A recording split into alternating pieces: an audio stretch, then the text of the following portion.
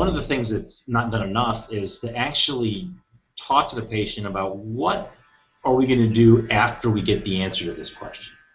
Do we really, if we find out that this is metastatic disease, do you want to do anything anyways? Do you want additional treatment? Because I've had patients come in and say they had a pancreatic mass, now they have liver masses, and for some reason somebody wants me to biopsy them, or I can tell them I'm 99.9% sure these are metastatic lesions to the liver, and I say to the patient, this is what I think, and what do you think? And a lot of times, patients are, as much as we think patients are, modern, and a lot of times they just listen to the physician, whatever the physician says, and when you empower them with the information, I agree, a lot of times they'll make very intelligent decisions, and I think we should encourage that whenever possible. I think I have just a super quick example, but there's a patient I was doing a pleural mass biopsy on, and the patient wondered why I had to do 2 chest x-rays, because I tend to never do a lung biopsy, I do a chest x-ray immediately afterwards and one 4 hours later.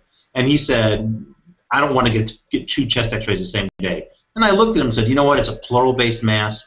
I'm going to be able to tell whether my needle went too far. I'm doing this under ultrasound, and tell you what, we'll get 1 chest x-ray. It wasn't a big deal, but the whole point is, like, when you explain the things to the patients, explain what you're trying to find out, and then really go into what we can do with this information, I think you can empower the patients to make intelligent answers. And I think that, and really, a lot of times the referring physicians, as an interventional radiologist, and I do a lot of various types of biopsies and stuff, the patients come in and they think something is going to be relatively nothing, and then when I explain to them I'm going to be, putting a needle in their liver or their kidney or whatever, they take a step back and like, oh, I had no idea. I would never have this done or this.